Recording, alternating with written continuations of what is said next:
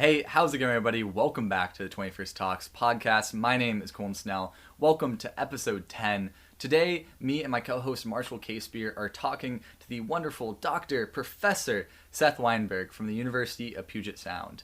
Seth is a whole lot of fun to talk to. The conversation was just about an hour long, and we touched on some really important points considering questions of political violence. Seth is an expert in defense, in national security, in international politics, and in American history, as well as in notions of sovereignty for states. He knows a lot about political violence, and it was a fantastic time talking to him.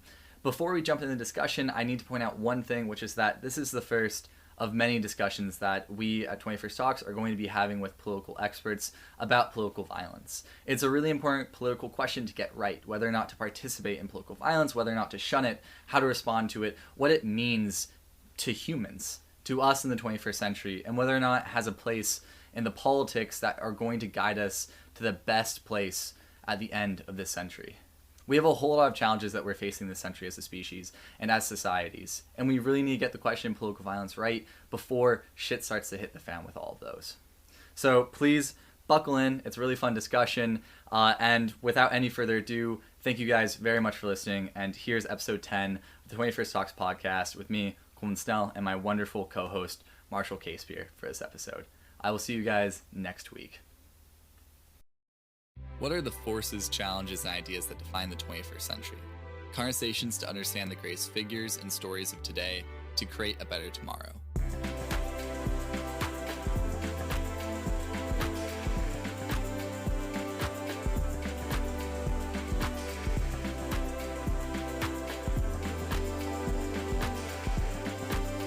This is the 21st Talks podcast.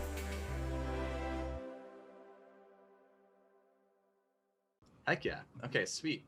And then what we want to do is me and Marshall just have a couple questions for you relating to political violence and that entire realm of kind of political action and sort of like contemporary notions of it. But the first big thing we were curious about is what is your specific research on? Because we're both really curious how it connects or if it does. So what I am starting to look at, and it's sort of changed because for a variety of reasons, COVID included, but some other stuff, it's taken me a little bit longer to get it started. So it initially started, I was really interested. So I teach the best way to describe it, I think, is sort of describe how it evolved, because that's the only way that it really makes sense. I was doing work on constitutional law of war powers, and I was writing about war powers questions. I wrote a paper, and so one of the questions is, when can the president use force? And one of the major issues during the Obama administration was the use of drones to eliminate American citizens who were suspected of being members of Al Qaeda, right? And so, for example, President Obama had Anwar al-Awlaki killed. He was an American citizen. He was a propagandist for Al Qaeda in the Arabian Peninsula, and President Obama took him out with a drone strike. And this was pretty controversial. This is an American citizen, right, who has now been killed without due process. And so the question was, is that legal? And so I wrote a paper about this, and I argued that I think it is legal. But that it poses problems. And the problem that it poses is as insurgent groups or terrorist groups decentralize, it becomes less clear who is in fact a member of a group like Al Qaeda, right? Now, I think it was pretty clear that there were no serious doubts that al-Awlaki was a member of Al Qaeda, right? Mm-hmm. But for example, I'll just give you an example. There was this guy named Nidal Hassan, who was a major in the U.S. Army. He's the guy who shot up Fort Hood. I don't know if you know about this. Mm-hmm. Maybe 10 years ago now. I don't remember exactly when it was, right? So, he never joined an organization. He got radicalized online. And one morning, I'm going to simplify this. I don't exactly know how his decision process worked, right? But the only thing that made him a member of Al Qaeda was when he walked into his military base and shot a bunch of people, right? So the question then became, what I was writing about is, it's pretty clear that once you become a member of a terrorist organization, you would lose your constitutional rights, right? And you become an enemy and you can be killed, like in a war, right? Mm. The question is, when do you actually become a member of the enemy? And so this got me to start thinking about what constitutes membership in a decentralized group that's not actually like holding meetings and giving you ID cards and stuff like this, right? Mm-hmm. So I started thinking about a group, the incels, right? Because I suspected that they were sort of an extreme version of this, right? There's no group of incels, right? There are a bunch of people who hang out online and talk about how much they hate women and how much they want to have sex, right? Some of them decide to go kill people, right? Largely they go to the straight. So there have been two major incel, or at least two. There was a guy, I don't know, 10 years ago who shot up sororities in California, massacred a bunch of college students. He was an incel. And then there was a guy just about 2 years ago who drove over a bunch of people in Canada with a truck. And so I was really interested in sort of how people sort of decide and become sort of part of a group, how that, and sort of how we would think about that legally, right? Because it affects their status and it affects the kinds of tools that the government can use against them.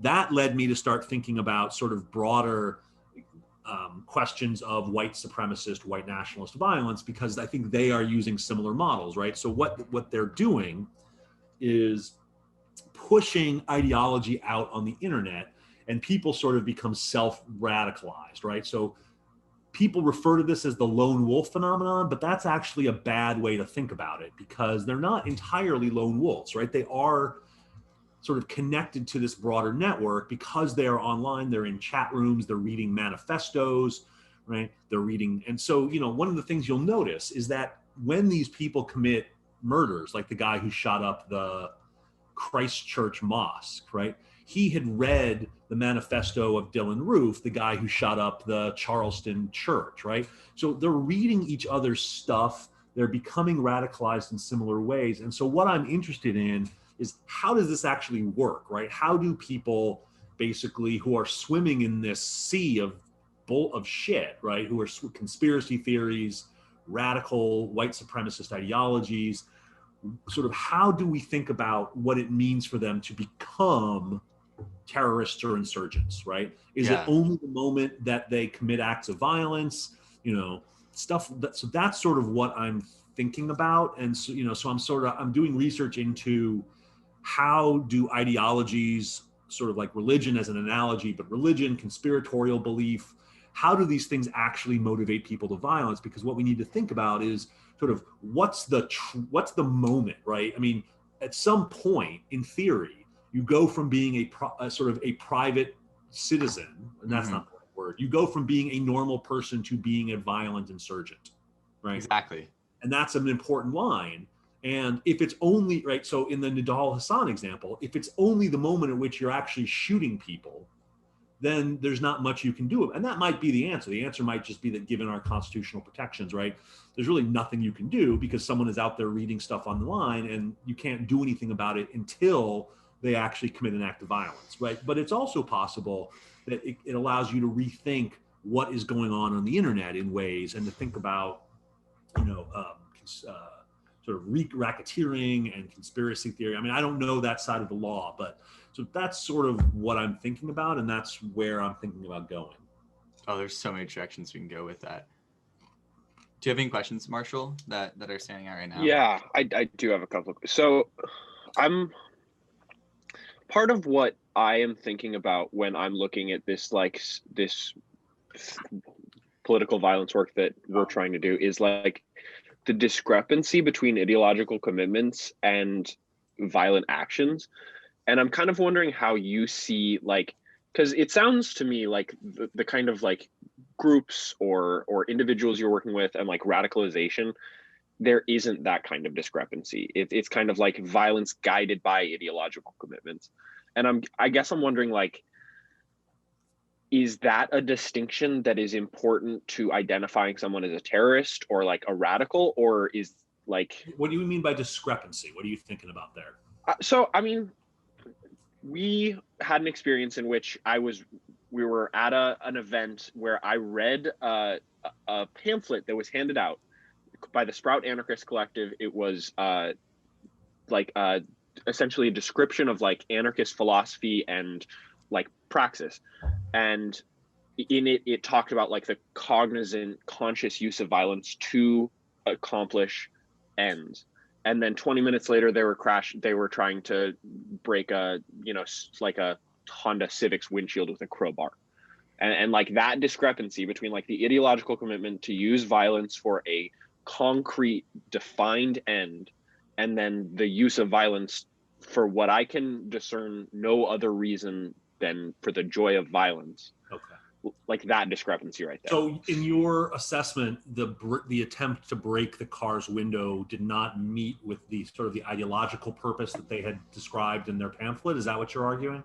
Yes. Okay. So that's not something that I'm necessarily thinking about, right? But I mean, I think we know a few things about the ways in which people think about violence, right? Once you accept violence as a tool, it becomes a normalized thing in your toolbox, right? Mm-hmm. So if you think about all the kind of buffers that exist in people's minds, right? Why we don't use violence as a tool, right? Once you sort of accept that violence is a legitimate option, then I think it normalizes it for you, right? So somebody who sees, so I would bet that the person who's breaking that car window has rationalized that violence in the logic of the pamphlet, even if you, as an observer, disagree. I'm going to guess that person thinks that what they're doing is smashing the patriarchy, smashing capitalism, smashing this, punishing this capitalist who buys a car, whatever it is, right? Because they've already made that commitment. They already see violence as a viable tool. They've sort of defined a set of targets against whom violence can be used, right? So one of the differences, my wife often jokes that I talk about, people who deserve to be punched for things, right? Asshole, so, but that's not I don't have a philosophic commitment behind people who need to be punched, right? Someone is an asshole on TV and you're like, that guy should be punched, right? Bullies, right? Someone who bullies somebody, right? I have no problem if that person gets punched, right? But that's not an ideological commitment to violence, right? So once you make an ideological commitment to violence, right? So once you are an anarchist, for example, and you say, right, violence is a legitimate tool against capitalist government or whatever, right? Then the only question is, how do you define the legitimate target, right? You've already defined violence into your political toolbox, right? So now, again, as I said, you think that the Honda Civic is not, and I'm not saying you agreed with the pamphlet, right? But even if you did agree with the pamphlet, or even if you're assessing the logic of the pamphlet, your argument is that the Honda Civic is not a legitimate target. But the person who's bashing the window in clearly seems to think it is, right?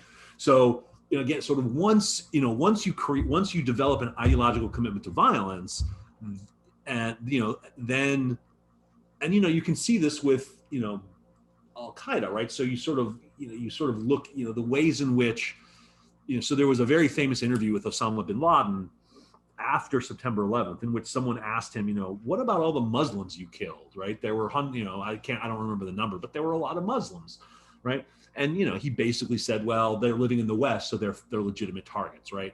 Again, a kind of justification, a rationalization, because you've already made that ideological commitment. And then the only question becomes, who are the legitimate targets of your violence, right?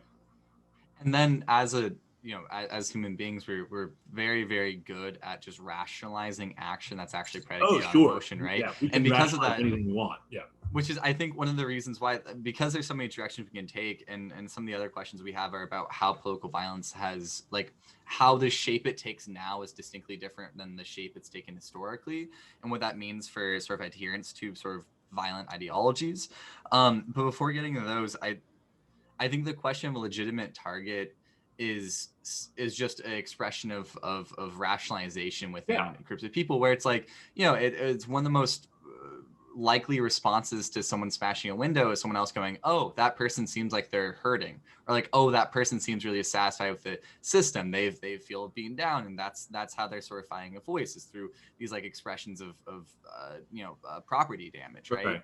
And I think that because that's such a common response that I hear from people around my age range who have experienced political violence or property damage at different protests and stuff in the summer, it seems like it feels really apt for me to see it as all just kind of like a rationalization that like it doesn't matter who the legitimate target is ideologically, because they'll just expand the circle of legitimate target to whatever suits their emotional desire. So let me see if I can pull something in here. So I'm thinking of a couple of things. I mean, so first of all, so first of all, Socrates, Aristotle, they all tell us, right? I mean, everyone thinks that what they're doing is good, right? So everybody thinks that their own understanding of targets is good. So, I teach American political thought, and in American political thought, we read about the nullification crisis, right? So the nullification crisis is a precursor to the Civil War. The United States passes a tariff, and South Carolina believes that the tariff is directed at destroying basically the Southern economy. So South Carolina, this is in 1828, I think. Andrew Jackson's the president. And South Carolina declares that South Carolina has the right to nullify unconstitutional federal laws. Okay, and so they claim that the tariff is unconstitutional and that they are going to nullify it. Right. So this is sort of a test of the logic of secession, right? That states can basically decide when the federal government is behaving unconstitutionally and just, right. Okay. So Jackson writes this very long response. And one of the things and there's a really interesting, let me see if I can read this, pull this up here. Because I want to there's a really interesting quote. What do I need? Oh, crap. What's the best way to find this? All right, hold on. Give me 1 second here. Right. No so what he basically argues is that you can't, right? So the question is and it's part of a larger question in American politics, which is, when do people have a right to reject their government or revolt or use violence, right? And it's, so that's a legitimate right. When do we think that we can actually, smash the system? Okay, so that's an important question. All right, come here.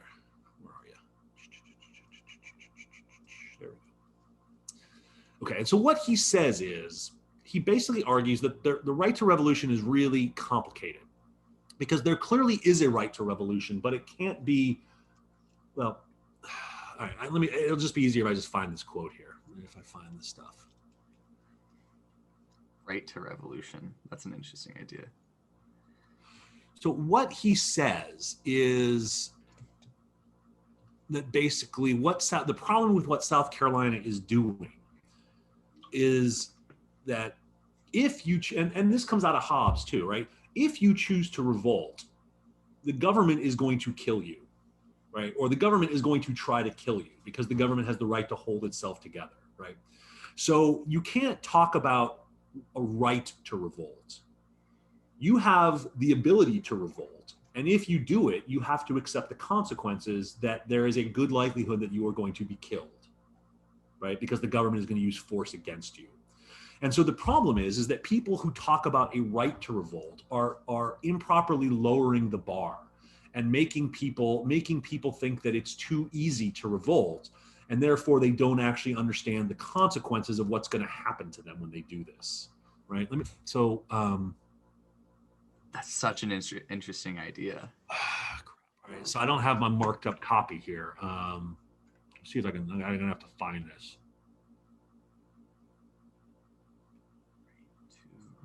Here we go. Okay, here it is, right? For what do you throw away these inestimable blessings? For what would you exchange your share in the advantages and honor of the Union? For the dream of a separate independence, a dream interrupted, blah, blah, blah, right? If your leader could succeed in establishing a separation, what would be your situation?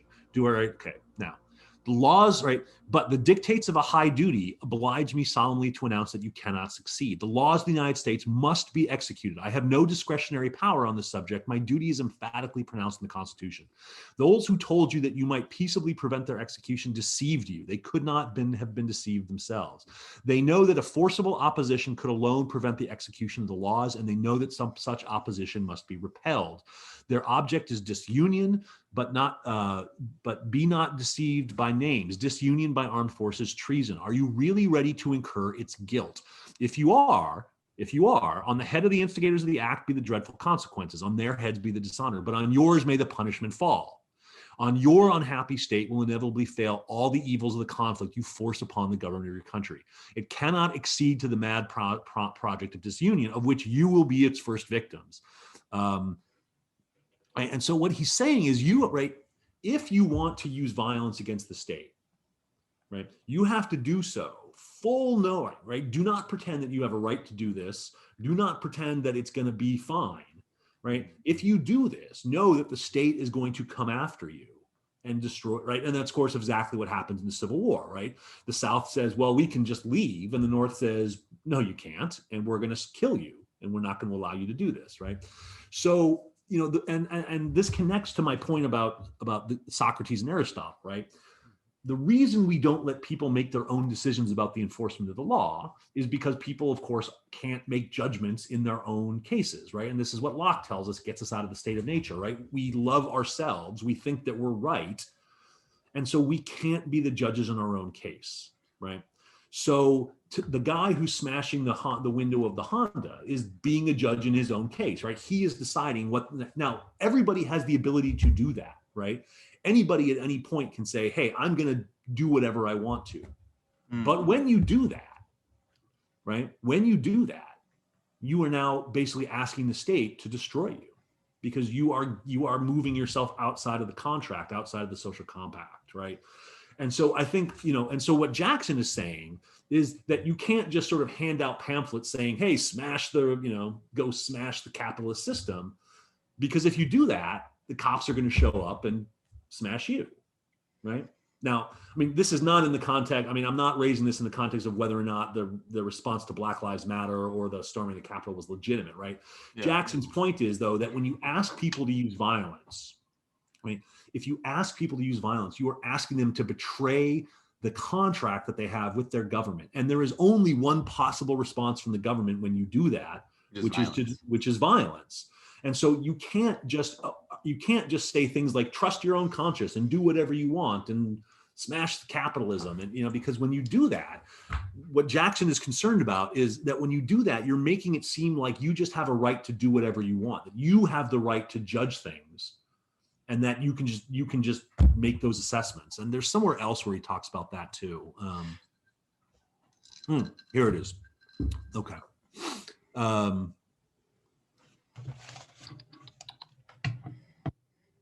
Okay. Mark, my fellow citizens, that by the admissions of your own leaders, the unconstitutionality, so here he's referring to what South Carolina is claiming they have the right to nullify, this tax, this tariff, okay? That the unconstitutionality must be palpable, or it will not justify either resistance or nullification. What is the meaning of the word palpable? That which is apparent to everyone, that which no man of ordinary intellect will fail to perceive. Is the unconstitutionality of these laws of that description? Let those among your leaders who once approved and advocated the principles of protective duties answer the question. And right, in any case, they are unsafe guides in the perilous path they urge you to tread. Ponder well on this, and you will know how to appreciate the exaggerated language they address to you, right? So what he's saying is, he's saying you can't trust these people because they are suggesting that what they're telling you to do, they're not really explaining to you the consequences, right? Everything that you don't like can't possibly be something that justifies violence, right? Because you are a bad judge of your own stuff, right? Because you are a bad judge in your own cases, right? So you, an individual, right? And this actually even goes back to Hobbes, right? Hobbes, I think, makes a really compelling argument, at least the way that I read Hobbes, right? Hobbes basically repeatedly says you can't violate the contract, right? You can't rebel against your government. But I think if you read Hobbes carefully, what he really says is, however, the government also has a possibility to prevent you from rebelling, right? Because if you are so distressed that you believe the return to the state of nature is justified, then the government itself has failed. It's created a community that you do not, right? So what all this is doing, it's saying that there's a really complicated calculation, right, that people have to make. And the calculation is, when are things so unbearable that I really do have to use violence against the system, right? And the problem is that you can't just go around telling people that they should just be their own judge, right? Yeah. And one of the ways and so what Jackson ultimately says here, and I think what Hobbes tells us, and what Lincoln says too, is that the only way to know is that when people are really willing to die, right? Right. The only way you know when people really are in a situation where the oppression is palpable is not where they risk death, but where they're willing to die. And those are two different things, right? Where you say, hey, I know that what I'm doing is going to be met by force, right? So, for example, the difference is, I think if you look at, the civil rights movement, they knew that they knew that civil disobedience, right, breaking the law, right, was going to be met by force. And they took that on themselves. And in fact, Martin Luther King describes the process that you're supposed to go through to do this kind of resistance, right? You have to prepare yourself for it because you know it's coming, right? But in South Carolina, right, in the storming of the Capitol, in the anarchists at the protest, right, they're not telling people to prepare. They're just saying, just go smash shit. Yeah. Right. And that's the problem, right? When you lower the bar so that everyone just becomes a judge of their own oppression and gets to use violence to speak out, then you've got yourself a real problem. And that's, I think, Marshall, where that discrepancy comes in, right? Where people now just say, oh, hey, I'm oppressed by this rich guy's Honda Civic and I'm going to smash it. Or even this like working class individuals like Honda Civic which I think is the frustrating thing for a lot of people, especially who occupy spaces on the left or are more like socialist leaning, more like working class struggle focused, is you see people damaging like the property and like the livelihoods of other working class folks in a means that doesn't actually take effective action because of the Hobbesian inability to be a good judge of your own stuff. That's Locke. Oh, sorry, Locke. Okay, Lockean. I think one of my big questions here now is like how does that stand up when there's such a large, like, I mean, when there's like empirically based evidence to show like systematic failures of the state that like lead to oppressive conditions? Because I think that the social the social contract theory, right, is like predicated off of protection from the state, right? Isn't it? It's not exactly the responsibility to protect, but it is predicated off of that. So if an individual or groups of individuals come together and say, okay, like historically, I as an individual, but also my community have been deprived of these things, then naturally it seems like a rejection of the social contract is, I mean, it's almost like the social contract wasn't ever actually written. And if it was, it was with a gun to your head, Right. Well, I mean, so think about the Declaration, right? The Declaration of Independence is a statement of people who say, right, our social contract is unjust and invalid, and we are announcing our intention to remove ourselves from it, right? And then those people risk death, right? They go out and they fight a war, right? Yeah. So that's right. So if I mean, if I'm understanding you, right? I mean, do I think that Black Americans would be justified in saying, the social contract, I don't know about now, but that's a more complicated question, but certainly in the 50s or 60s, would they have been justified saying, this social contract is unjust and we're going to revolt? Yeah, of course, right? There was such obvious manifest oppression, right? That was palpable, right? And that's Malcolm X's position, right? By any means necessary, right? And he lost that sort of debate for the Black community, and Martin Luther King wins it, and they go about peaceful nonviolence. But would it have been justified? Sure. But would the state have been justified in responding? Again, the answer is yes, because that's how states work, right? Wow. That's so far out the peer review, is that the right word? Anyways, it's really outside the scope of sort of contemporary sort of political discourse on the left, right? Which is why it's so interesting to me is I haven't ever really thought about like what is justified from the state standpoint, and in your sovereignty classes has got me thinking about that.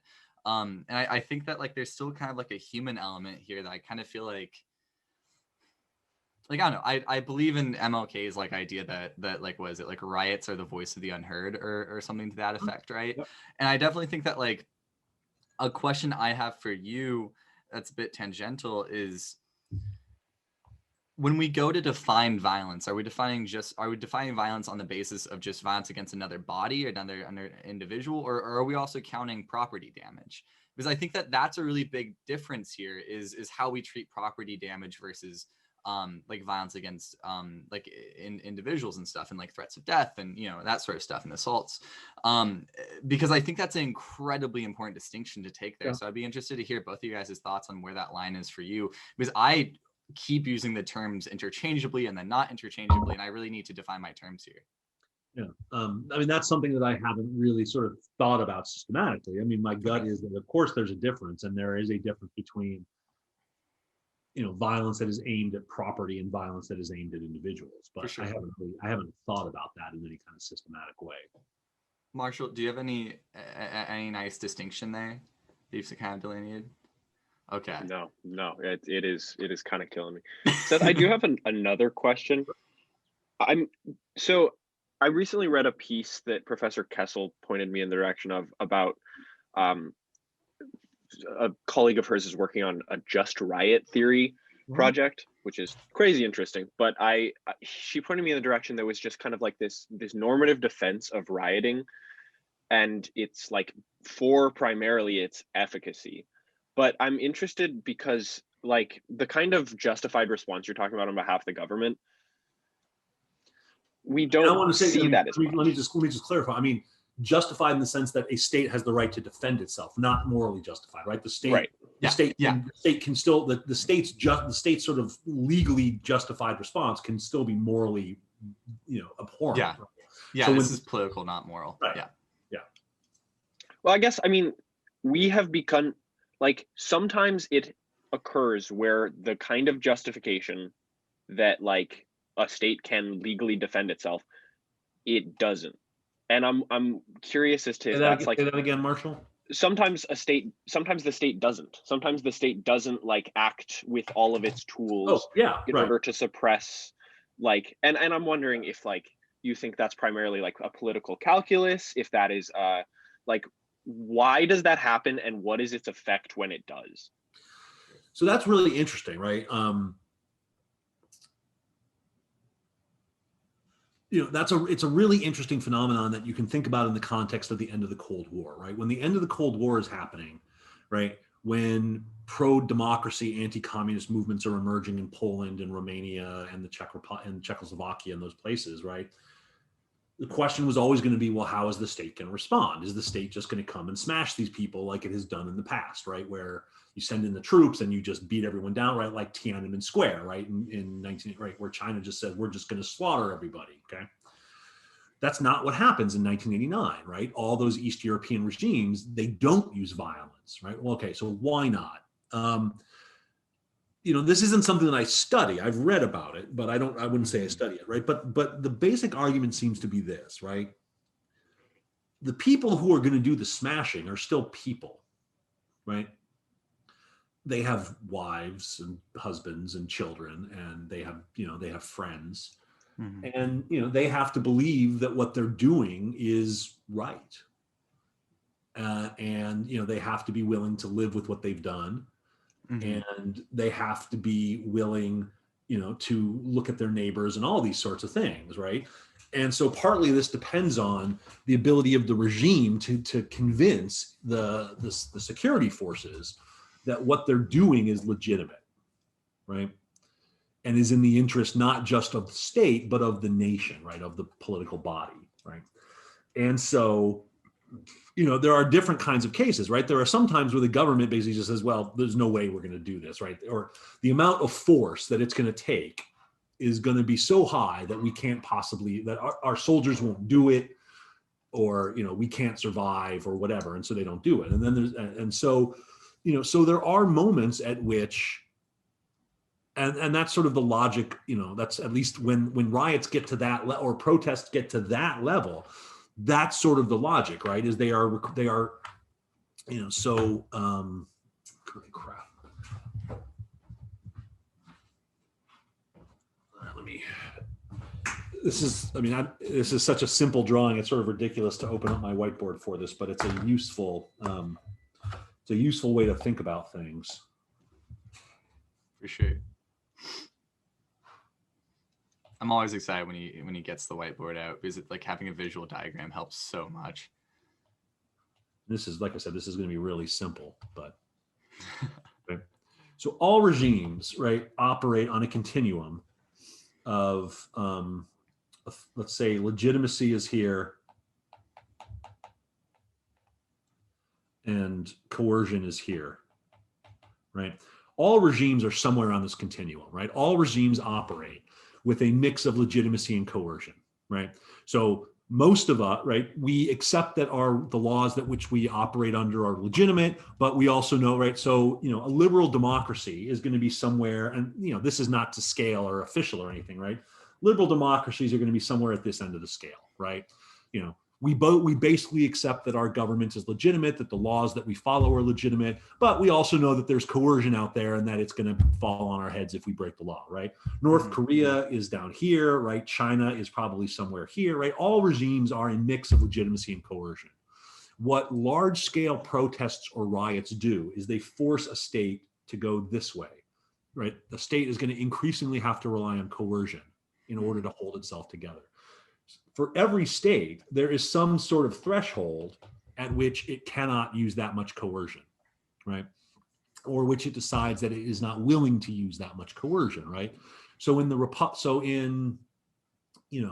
sometimes that comes from the soldiers, right? So sometimes the police just say, "Hey, we're just not going to do what you're asking us to," right? These are my my fellow citizens. These are my neighbors. These are my friends. I'm not going to beat them with my club. I'm not going to shoot them, right? So the amount of coercion that the state demands to hold on to power, the state can actually not manifest, because the people who through whom that coercion gets channeled will not do it. Sometimes the state decides, right? So in Tiananmen Square, right, China, is pushed all the way here, and it just slaughters, right? Most people estimate that China killed 10,000 people at Tiananmen Square. We don't really know, but thousands and thousands of people they were willing to kill to hold on to power, right? If you look at what's going on in Hong Kong now, right? Hong Kong, right? People in Hong Kong are trying to force this question, right? They are trying to raise the level of coercion that China is going to have to use to hold on to Hong Kong in the way that China wants, and hope that China won't actually do it, right? And the question is, will China eventually use the kind of violence that's required? I don't know. The social media scene is different, so they might not. They might not be willing to slaughter all these people, but this is what's going on, right? This is what happens when people protest the state in a mass way, right? They are challenging the state they are requiring the state to increase the amount of coercion that the state is going to use in order to hold on to power. And the game, and so again, this is sort of what Jackson was talking about, right? If you do this, the state has to respond with coercion. And so you have to know what you're doing. When you're getting people to protest or to riot, when you are pushing this arrow, you have to understand what you're actually doing, because what you're going to do is force the state to rely on coercion, right? Yeah. And that's why you have to be honest. And that's why people have to understand what it is that they're doing. And you can't just say, "Oh, you have a right to do this," because you don't have a right to do it. You might be able to do it, but you don't have a right to do it. I think that's one of the ways that contemporary political violence changes, is that push towards coercion, because people can capture it and there's a social media landscape now. Yep. It puts states, like, I'm sure the sort of power infrastructure of China right now is probably freaking out about Hong Kong, because they recognize that it's not realistic to be able to suppress in the same way that they suppress the Tiananmen Square. Yeah, that's right. They just can't do it. And I think because of that, like, I can't say any names, unfortunately, for their safety, but like I have some friends who are in Hong Kong and have been a part of the protests. I have some friends from Wuhan who are involved in some of the communities I'm a part of, and talking with them about the sort of state crackdowns, like the fact that they're communicating to a foreigner puts them on a list. Yeah. Right. Sure. So there's all these sort of like mechanisms that the state's trying to use to be able to leverage in sort of like take control over like social media and sort of like internet landscapes, like the Great Firewall of China, right? But there's also sort of further coercion through the social merit system and all these other things that China's currently trying to participate in.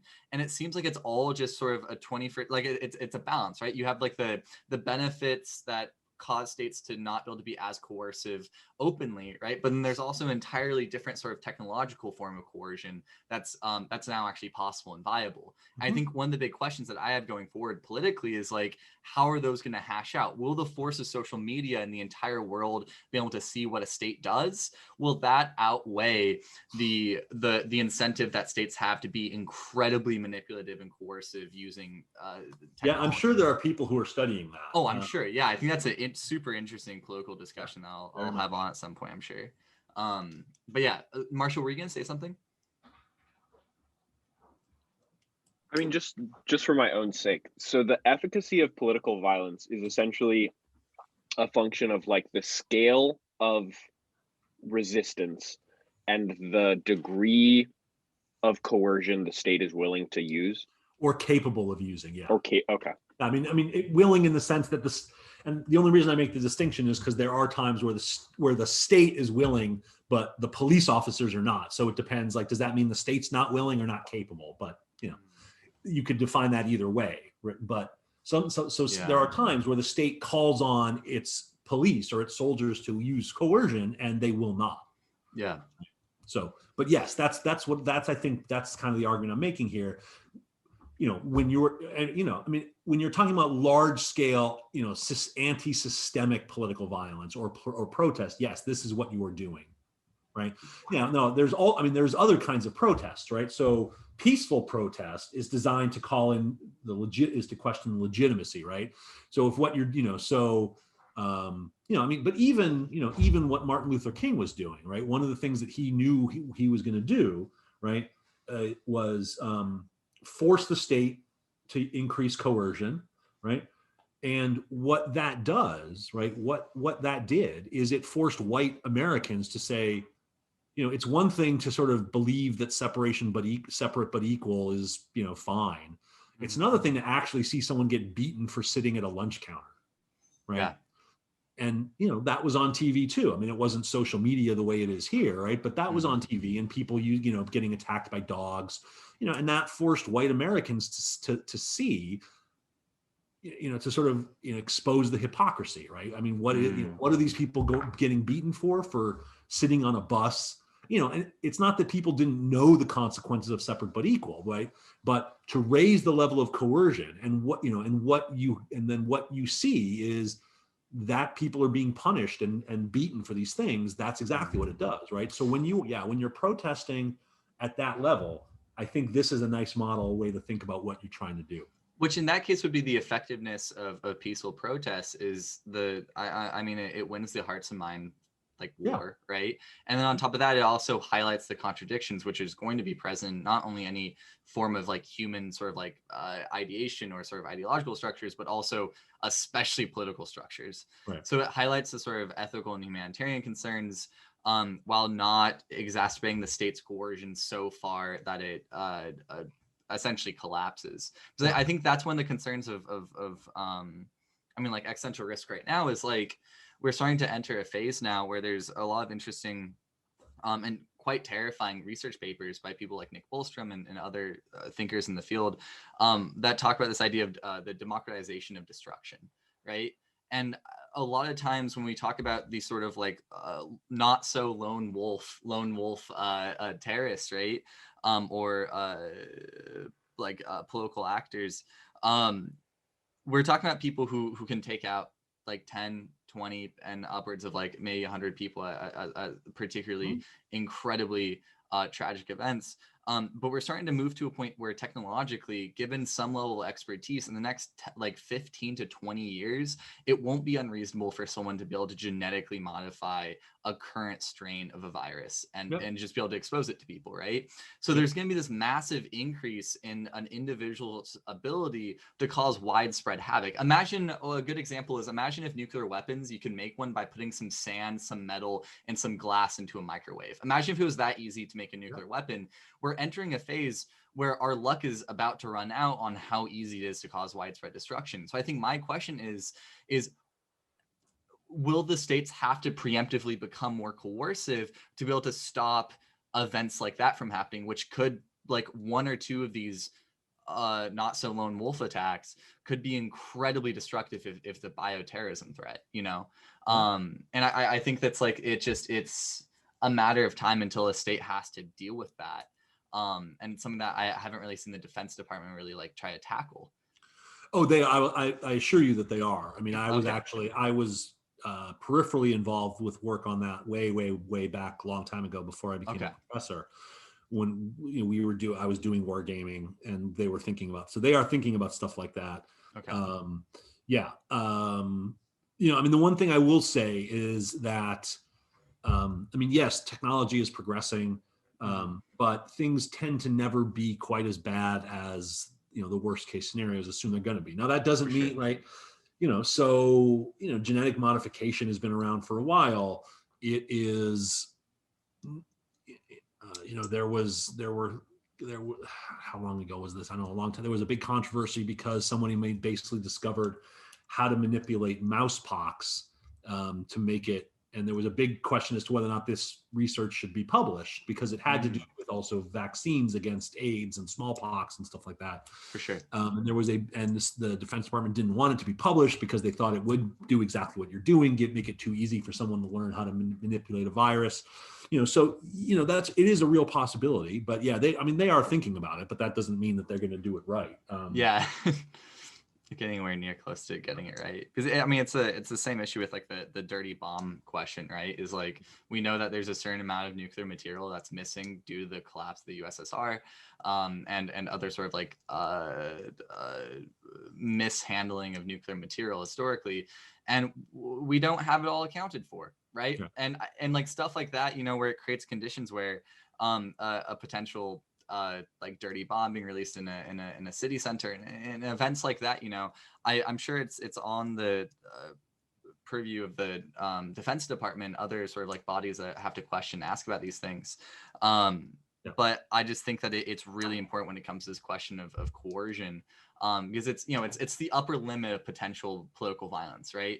And then a lot of what Marshall and I are really interested in is like the sort of like more like I don't want to say traditional forms of political violence, but the more common in any populist movements or any movements that have to do with like societal upheaval, right? Because I think the two are connected. I think the two are absolutely connected. Yeah, definitely. Yeah. I mean, to that, like this equation up on the whiteboard, is that fundamentally changed by individuals' capacity, or not capacity, kind of capacity, ability to inflict damage? Yeah, I think that was sort of Coleman's point, right? I mean, if individual citizens can create weapons of mass destruction in their basements, a virus, if somebody could create smallpox in their basement and release it, or genetically targeted things, right? That requires higher levels of coercion, right? I mean, how much, it's hard to say, but yeah, but it also goes both ways, right? Because one of the things that has happened, of course, is that as information increases, that also requires more legitimacy, right? So, so one of the interesting things is that as it goes both ways, right? As the threat to the state becomes bigger. So if you look at the evolution of states as political entities, starting really in the 19th century, as the threats to states became bigger, states needed larger militaries, right? Well, as states need larger militaries, that actually requires them to have more legitimacy, because they need people to be willing to serve in the military, and they need and they need those people to be well fed, and they need those people to be healthy and things like this. And so so it goes both ways, right? So it's not just that all of a sudden the pendulum swings to coercion, right? Yeah. I mean, yes, it might require a higher level of coercion, but that also, in a way, also emphasizes, especially for a liberal democracy, right? There's also going to be a pull back of legitimacy, right? So it's not just sort of a one-way arrow, right? It's a herky-jerky thing where it goes back and forth, because states require legitimacy even as they are trying to coerce, right? So you could imagine that, you might start here, and then all of a sudden some technology exists which the technology by itself might move the coercion but then the state then requires more legitimacy. So in fact, what happens is you only get maybe, that far, right? Or something like that.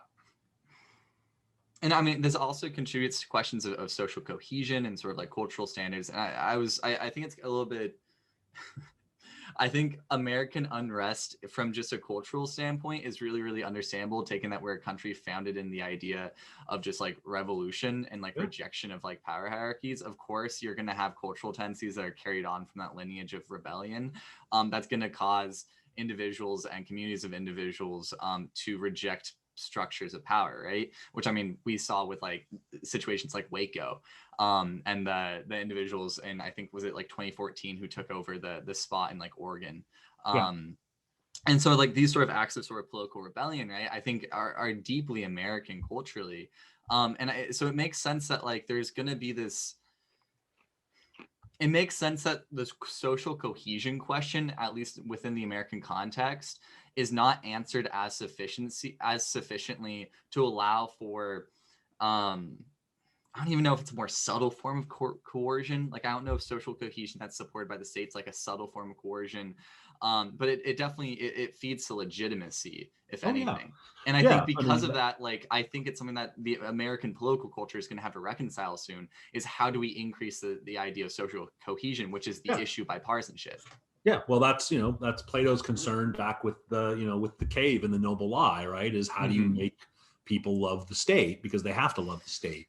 In order for a state to function, people have to love the state, and so the noble lie and the cave are all designed to make people love the state, right? But we have our own, but nobody, or I don't know that nobody, but lots of people question, the American lie, noble lie, the melting pot, the American dream, these things, they're true to a degree, but we're also highly skeptical of them, right? We don't believe that anybody who works hard can make, if you're a poor, black child born in a to a crappy family situation in a poor, you don't have the same opportunity. And we know that, right? So, and it's important that we do puncture those myths, right? It's important that we understand that the American founding is rooted in slavery and genocide. But at the time that we do that, we also have to recognize that we are damaging the social cohesion of the state, which is necessary, right?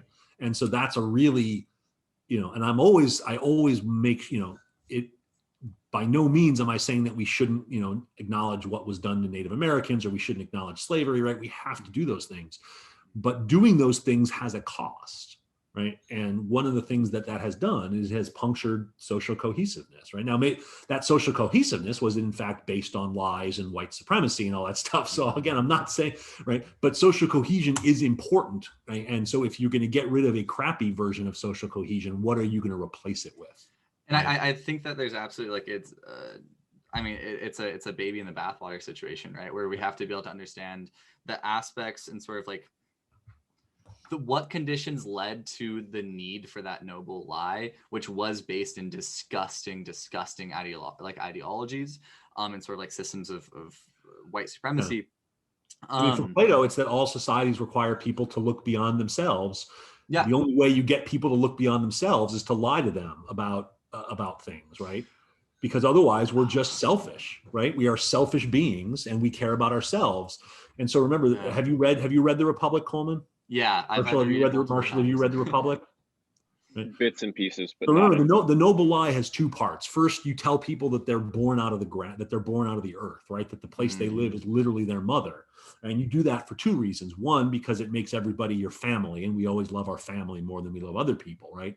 But it covers up the unjust origins of the state, right? If you were born here, that means that nobody was there before you, right? And we know that no political community, well, I mean, somewhere deep lost in history, right, is the original political community in a particular place, right? But even if we think, I mean, so for example, it is right for Puget Sound to pay acknowledgement to the people whose land, who were here before us, whose land was taken, right?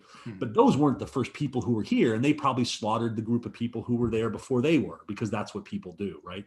So at the same time that we acknowledge the injustice that we have committed, we also shouldn't be deifying the people against whom that injustice was committed, because they probably did exactly the same thing to somebody else, right? Because that's just the way it works, right? Yeah. The second part of the noble lie is the myth of the metals, right? So Marshall, you tell everybody that basically everybody has certain metals in their blood, and that determines their job and their role in society, right? And the reason you do this is because if you're supposed to be the shit shoveler, nobody wants to be the shit shoveler, but you need someone to shovel shit. And so the best way to get someone to shovel shit is to tell them that that's what God wants them to do, right? That you were born, that is your destiny, right? And so again, it's a version of, you know, the American dream. If you just work hard, right? And so it does the same thing. It justifies your place in society, right? And so for Plato, if you do these things, now people will believe that their job is to serve the community and not themselves, right? And that's what the melting pot does, and the American dream, and all these things, right? They're about creating a kind of social cohesion. Again, that is all founded on monstrous lies and on genocide. And the point isn't to keep those things, but the point is then, and I do have to go after this, right? So but the point becomes, in the absence of that, what holds the country together, right? What is it that defines America? And I don't know that we have I don't have an answer to that. I don't know what is an answer to that, right? Lincoln's answer was, it has to be values that and so, you know, to some degree, what Lincoln and Martin Luther King believed is that the answer was the understanding of the American ideal as aspiration, not as reality, right? That what makes Americans is a belief in the Declaration of Independence, but as goals, not things that we have actually achieved, right? I mean, I think regardless of where we're going forward, I think the best answer will probably be found through synthesizing old ways of being and finding the wrong and the right and the right and the wrong. And I think that finding a new noble lie that's ethical and is based on empathy, I think, is essential here. Yeah, it's really interesting. Yeah, my pleasure. Yeah, Thank you. Know, Thank you so much for chatting. Sure.